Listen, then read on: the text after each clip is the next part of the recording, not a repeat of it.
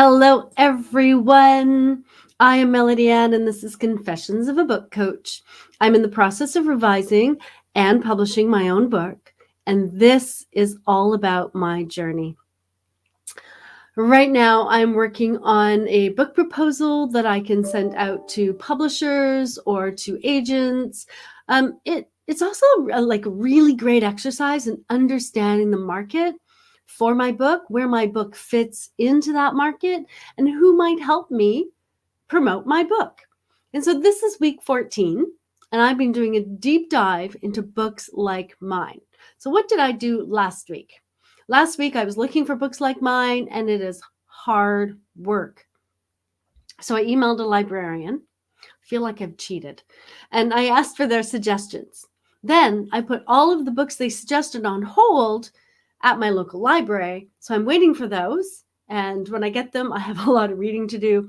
Plus, I did some online research. Let's dig into exactly what I did.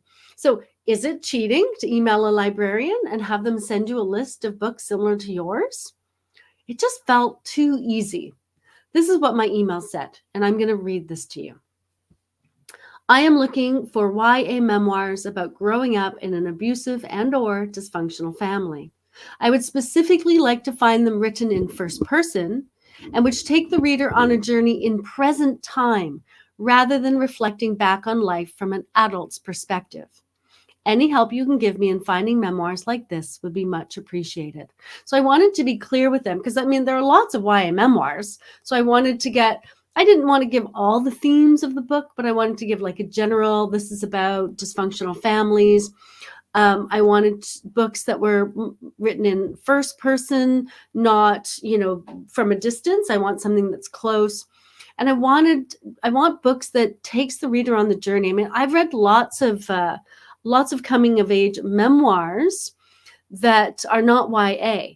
They're adults looking back on their lives and reflecting on things and digging into things. And that's great, but that's not what I want. I want to write a book that reads like now. This was, this is happening to me now. This is how I went through it now. I want that I want to be there. I want the journey to them to be in the journey, not a reflection, because I really want to write this book to YA, to young adults, like 14 through, I don't know, sometimes I say 13 to 18, 14 to 22. I haven't nailed down that age range yet, but definitely 14 plus or 13 plus. And so I want it to be written in a style that they can really relate to. And they can say, oh yeah, this kind of stuff happens in my family. This kind of stuff is happening to me now. And so that's why I described it this way to the librarians, and it worked because they sent me. What did they do? They sent me 6 titles. I'm like, how many did they send me again? They sent me 6 titles, and each title they sent me, they gave me the title of the book, and then they gave me a link to the book in the library catalog, because they're telling me books that they have, and I can look elsewhere as well. But it's a really good place to start. So as I said, I put them all on hold, and I'm going to hopefully pick them up all of this week. Maybe I shouldn't have put them all on hold at once. Maybe I just got a little excited about that. But hey, I did it. So I'm going to have a lot of reading to do.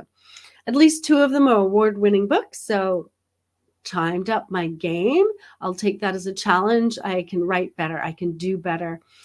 Without trying to hit perfectionism, right? Without hitting perfect, because then if you're aiming for perfect, it never gets done. At least if I'm aiming for perfect, it never gets done. So I'm going to read these and see what I can learn from them, see where they fit in the market, see where my book fits in the market according to them. So reading them will help me understand the market. It'll help me understand why YA books are doing well and why they're doing well, and how I can write my book or revise my book accordingly. And as if you've been following along, as you know, it's already been through beta readers. So this is like that next step up. And so once I had those titles, I also did some research on them. I looked them up. I looked for reviews. Some places list like what categories they're in, and I also went on to commonsensemedia.org. That's something else I did. So reviews, I looked for reviews, I looked for feature articles, and I went to commonsensemedia.org. So what is Common Sense Media? They help teachers and parents, families, advocates select books that are at the right age level, that right kind of, where a child is developmentally and what kind of themes they want and how much, how much graphic content they want, or even like how positive role models they have. And so they have a lot of things that they do. And so they're helping people, or adults and young people, find the right books for them and their students or their children. So that's what they do. It's not about censoring material. It's about giving the right information so that people can make the right decisions for them. That's what it's about. So, for example, one of the books was that was recommended to me from the library was Ordinary Hazards by Nikki Grimes. Super excited to read this one.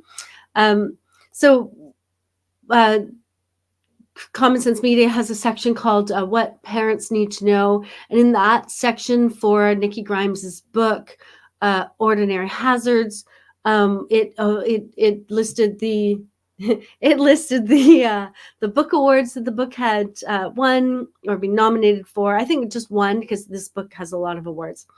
And it let parents know what content that is graphic in there.